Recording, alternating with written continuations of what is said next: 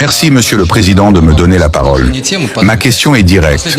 Pourquoi, malgré les nombreuses provocations de l'Occident, qu'il s'agisse de sanctions économiques, de discours hostiles ou d'actes militaires indirects, la Russie ne répond-elle pas de manière plus ferme, plus frontale, alors même que vous disposez de tous les moyens pour imposer le respect et même contraindre l'Occident à revoir sa position?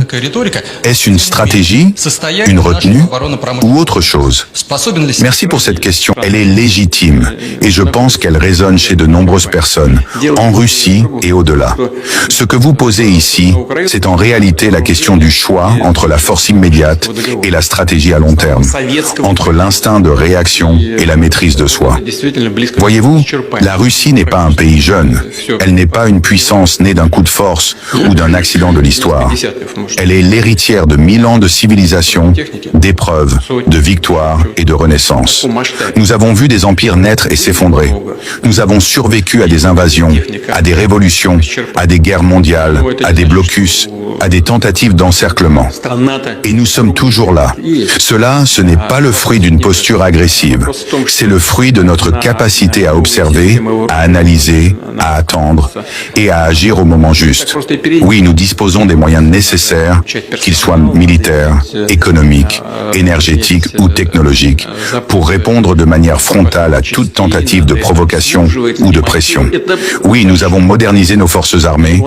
Oui, nous avons renforcé notre souveraineté économique. Et oui, nous avons forgé des alliances solides avec des nations qui respectent le droit international et les principes de la multipolarité. Mais précisément parce que nous avons ces moyens, nous n'avons pas besoin de les brandir à tout moment comme une menace. Dans l'histoire, les plus grandes erreurs ont été commises par ceux qui ont confondu puissance et impulsivité. Répondre à chaque provocation par une réaction immédiate, c'est entrer dans une spirale de conflit qui ne profite à personne, sauf peut-être à ceux qui vivent du désordre. Et la Russie, je le dis fermement, ne se laissera pas entraîner dans cette spirale. Nous avons d'autres ambitions, d'autres responsabilités. Nous aimons le monde. Cela peut surprendre venant de la bouche d'un président que certains médias occidentaux décrivent comme froid, stratégique, voire autoritaire. Mais je le répète, nous aimons le monde, nous aimons la paix, nous respectons les peuples, leurs traditions, leur droit à choisir leur chemin. Nous ne croyons pas à l'uniformité imposée par une seule puissance ou un seul modèle culturel. L'ordre international ne doit pas être celui du plus fort, mais celui du plus juste. Regardez ce qui se passe. Sous prétexte de démocratie, certains États cherchent à imposer leurs intérêts, à renverser des gouvernements, à instrumentaliser des conflits régionaux, à déclencher des guerres commerciales ou monétaires.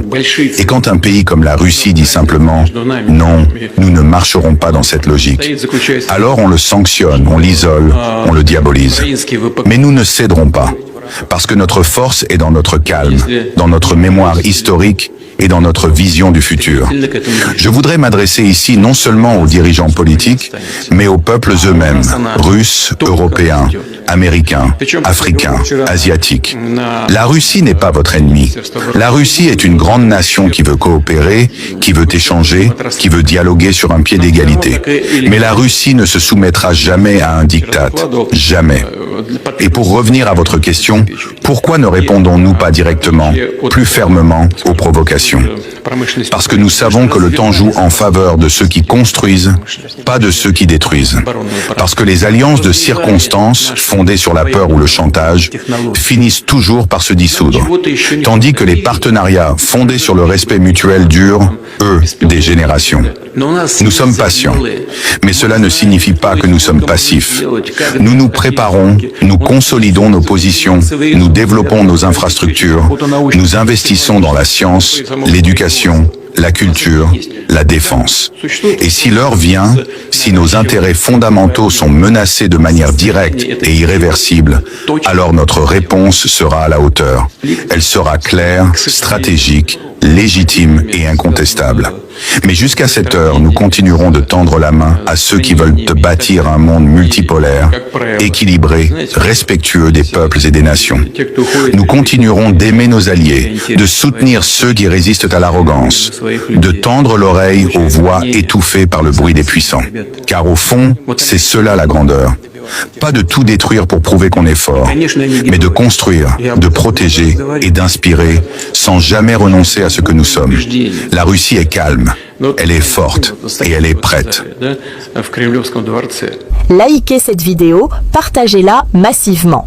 Laissez vos réactions en commentaire. Le combat pour la libération du monde se fera ensemble. Soyons unis et actifs. Bon visionnage!